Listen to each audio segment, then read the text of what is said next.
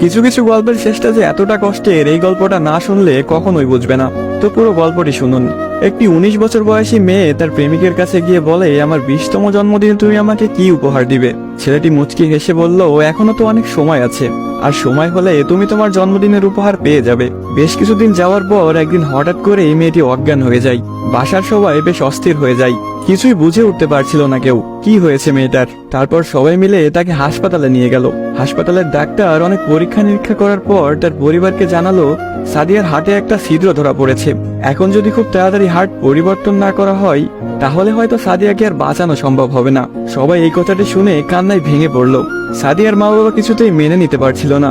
সাদিয়ার প্রেমিক সাকিব তার বিষয়ে ডাক্তারের কাছ থেকে সবকিছু শুনে বলল, এ কিছুতেই হতে দিবে না সে। তারপর সাকিব মেয়েটির রুমে গেল, দেখলো তার ভালোবাসার মানুষটি বিছানায় শুয়ে আছে। সাকিবের কাছে যেতে এই মেয়েটি বলল, সাকিব, আমি মনে হয় আর বাঁচবো না। সাদিয়ার চোখের পানি মুছে দিয়ে সাকিব বলল, কে বলেছে তুমি বাঁচবে না? তুমি খুব শীঘ্রই ভালো হয়ে যাবে।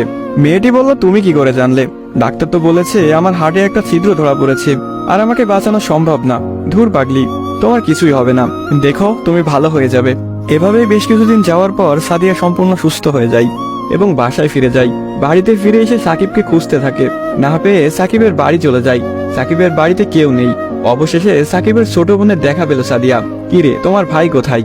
সাকিবের বোন কোনো কথা না বলে হাতের ইশারা করে সাকিবের রুমটা দেখিয়ে বলে উঠল, টেবিলের উপরে আপনার জন্য একটা চিরকুট রাখা আছে।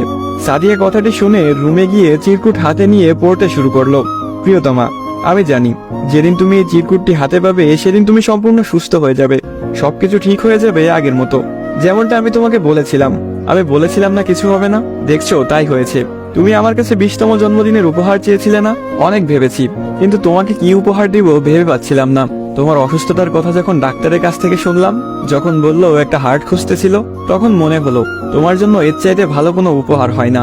আমার হার্টটাই ছিল তোমার জন্য শ্রেষ্ঠ উপহার, যা আমি তোমাকে দিয়ে গেলাম।